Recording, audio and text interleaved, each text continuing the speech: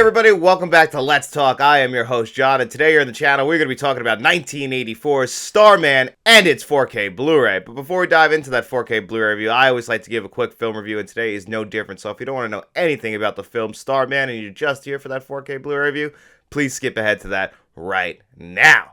So in 1984, John Carpenter brought Starman to the world. Starman is played by Jeff Bridges. The movie also features Karen Allen and Charles Martin Smith. Karen Allen was just all over the 1980s. I would argue she was one of the most beautiful women at that time. She pops up in such movies as Cruising, and then of course she's probably most remembered for her performance as Marion in Raiders of the Lost Ark. But she's also great in Scrooge with Bill Murray. She's always got those big eyes. They just stand out. She's got that big smile. Just a very pretty woman and a great actress. And then Jeff Bridges, of course, everybody knows who Jeff Bridges is. This is Jeff Bridges at his most handsome, on top of the world. And as the Starman, who is he? Well, way back when, I guess they sent this Voyager 2 out. I think this has really happened. They sent this out, to any possible extraterrestrials, aliens out there in the world, a greeting from Earth with a bunch of composed music and everything like that. And it got somewhere. And they decided to send Jeff Bridges' alien character to Earth and figure out what the hell is going on. What is this Earth about? They're a very nice species of people, very genuine. They don't look like humans, so when he gets here, crash lands at Jenny Hayden's house,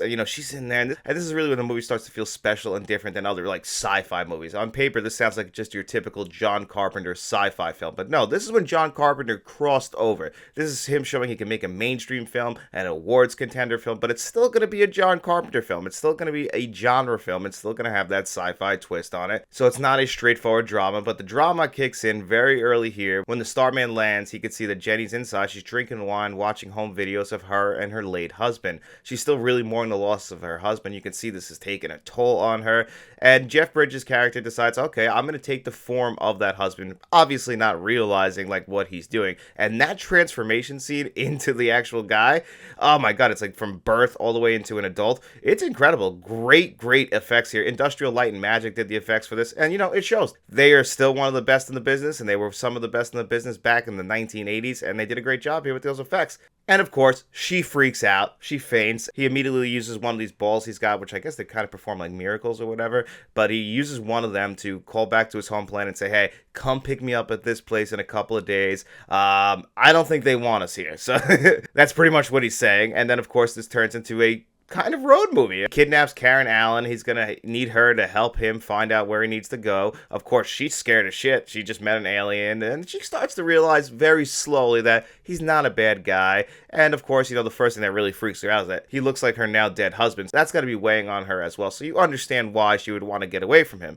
But then as time goes on, she starts to realize, no, he's not that bad. He just wants to go back home. Very similar to E.T. at the time. They just had a lot of these types of alien movies. I guess that's probably where the studio was like, oh, we need our own version of E.T. It's only 2 years removed from E.T. So that I could see this being a different kind of twist on it. And I guess that's why it didn't do so well at the box office, is probably a lot of people were not into the more adult version of this, and I don't understand why. And I just think at the time in the 1980s, people just weren't into John Carpenter like they're into John Carpenter now, which does blow my mind, because John Carpenter is one of the greatest directors ever, and he was at the height of his powers in the 1980s, and he was never given the bigger budgets like a lot of the other directors out there, like the Steven Spielbergs of the world. He always had to work on a budget. Even a movie like this, $25 million, that's probably one of the bigger budgets he ever got.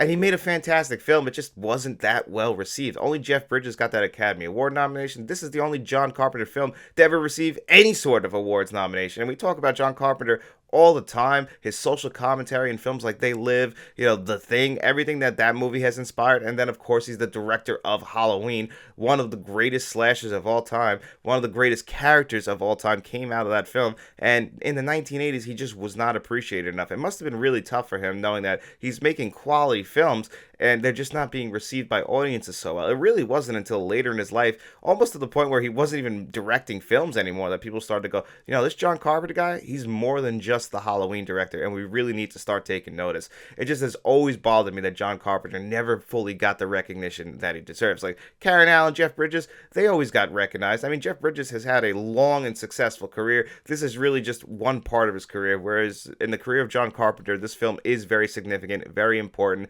and it is a very very special film in my opinion. The romance that blossoms between Karen Allen and Jeff Bridges' character is beautiful. There's a scene in a train car towards the end that honestly will make me tear up every single time, and a lot of that is the manipulation from the score of this movie, which is phenomenal. Of course, I've always enjoyed the synthesizer heavy scores, and I've just always felt like this movie was checking a lot of my personal boxes, but it's also a great film. It's a very heartwarming film with a very heartwarming ending with some great themes throughout it. And, it might seem like your typical road movie where characters don't trust each other and then they learn to trust each other and maybe even learn to love each other as the movie goes on. A story that you've seen before, but then you put, a little sci-fi twist on it, obviously dealing with loss. And I could see why maybe people kind of overlooked this film back in 1984, but then when I watch the film now and I see all the love and care that went into it, it really does bother me that it didn't get the recognition it deserved. But it did in 1986 start a very short run of a TV series, which is actually on this 4K Blu-ray that we're going to talk about right now. When he's coming.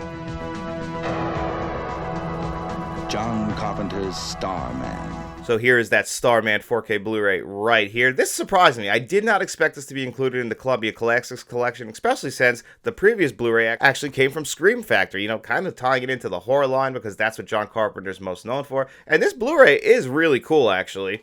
Just thought we'd maybe reminisce about the good old days and what we had with these blue see-through cases and, having that interior box design that Scream Factory used to do back in the day. Came with Starman.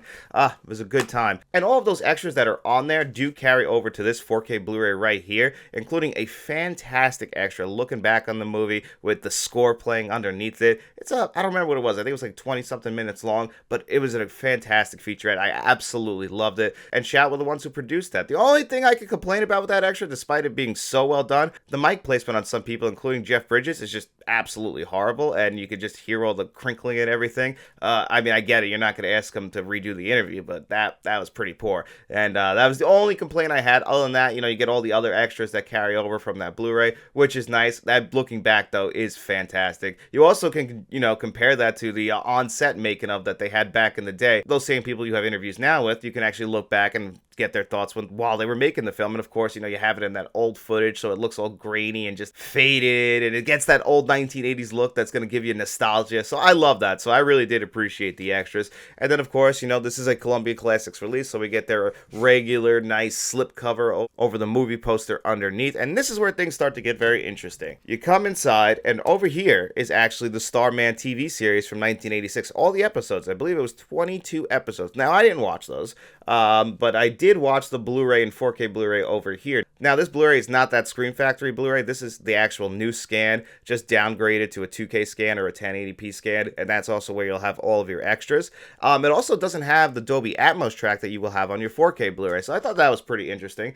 All of this stuff has individual disc design, and that Blu-ray is an upgrade over the previously released Scream Factory Blu-ray, so you will actually see a significant jump to that, and that's just because it's a brand new scan. And that previously released Blu-ray is really good, so I can understand why people might not want to go out of their way to upgrade to this just because it's in the Columbia Classics set, and I would hope that eventually this would get a solo release, but we'll have to wait and see. But it does feature such huge upgrades as a Dolby Atmos track, and it also has HDR10 and Dolby Vision, and this is one of the best looking John Carpenter films I've ever seen on 4K Blu-ray. This absolutely deserves to be upgraded to 4K Blu-ray for everybody. I could see Sony putting this out in one of their steelbooks in the future, and I really hope they do. The only thing that might be actually holding that up is something similar to like Punch Drunk Love that we talked about earlier in the week, and Criterion having the rights to it. Scream Factory still might have the rights to Starman.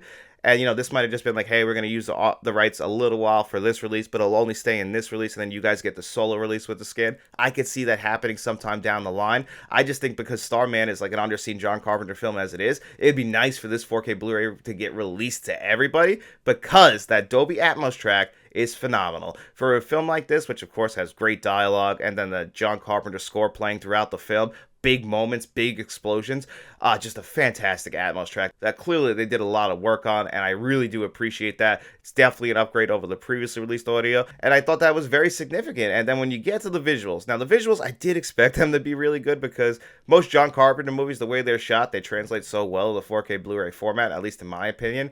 and of course this translated great. And then because Columbia is owned by Sony, it's a fantastic looking transfer with that HDR10 and that Dolby Vision. I mean, early in the movie when we get that crash landing and you see the explosion in the woods, like if you watch that on all three versions, whether it be that Scream Factory Blu-ray, the new Blu-ray, or the new 4K Blu-ray, the new 4K Blu-ray is just absolutely stunning. You get the inky blacks, the colors just pop off your screen.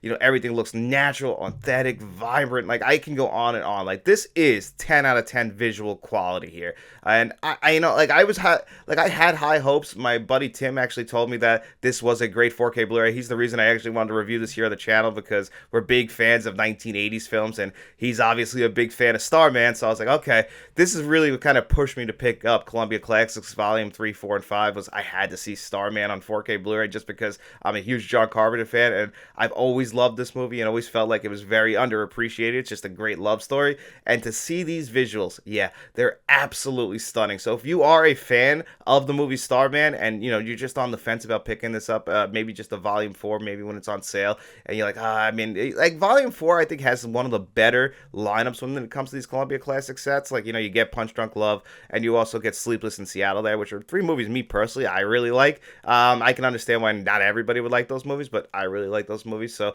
you know, it made it a little bit easier to get this, and now seeing Starman on 4K Blu-ray and seeing how stunning it is, it really has justified to me that I made the right decision in getting this, which, you know, it's tough as a collector to justify sometimes picking up this stuff on 4K Blu-ray with the prices that they are, but I was able to get this set for like 50% off, and I think it was well worth it. But if you're not a big fan of Starman and this isn't one of your favorite John Carpenter movies, don't shell out the extra money just to get the Columbia Classic set. I'm hoping that eventually, like within the next like year or two, we've seen it happen so many times. We just talked about Gandhi and Stripes coming out of their Columbia Classics collections. Gandhi in Volume 1, Stripes in Volume 2, getting solo 4K Blu-ray releases. The Social Network at the end of this month is getting a solo 4K Blu-ray release. So I think it will happen. You know, they just kind of like to leave it exclusive for a little while. And I would say, hey, if you're not a big Starman fan, definitely wait for that. But if you are a big Starman fan, I can say that this 4K Blu-ray is a significant upgrade over the previous releases, and it's just a fantastic 4K Blu-ray overall. One of the best visual 4K Blu-rays I think I might have ever seen. Absolutely stunning. And on a score of 1 to 10, I would give this 4K Blu-ray a very, very, very solid 9.5 out of 10. I definitely think it's worth your time and money. Of course, just, you know, not in the Columbia Classic set unless you're a big fan of the other movies that are involved here. But guys, it's also Friday, and that means it's time for our digital code giveaway. In every single video we do on Friday, I ask you guys 2 digital code giveaway questions. All you gotta do is answer 1 in the comment section below, and as long as you do that, you come back to Tuesday's video where I'll put your name on a magic wheel. We'll spin that bad boy 2 times. The 2 names it lands on, they have their choice. The digital codes that you've seen on your screen before you today. And what are those 2 questions? Well, I haven't asked you guys in a while what your favorite John Carpenter film is, so we'll do that again. And I don't think I've ever asked you guys what your favorite Jeff Bridges film is. So what's your favorite John Carpenter film, and what is your favorite Jeff Bridges film? Let me know those answers in the comment section below. And then, guys, while you're down there, don't forget to hit that like, share, and subscribe button. And also, we have channel memberships, which are being updated right now. They might already be updated at the time you guys are watching this video. So look for all that information in the description below. Trying to make some changes to the memberships to make them feel a little bit more special. So look for all that information. But guys, as always, if you don't have any money to throw away, don't worry about it all. All I really hope for is that you guys enjoyed this video. And if you did, get out in those streets, tell your friends about us, and then we'll be seeing you around.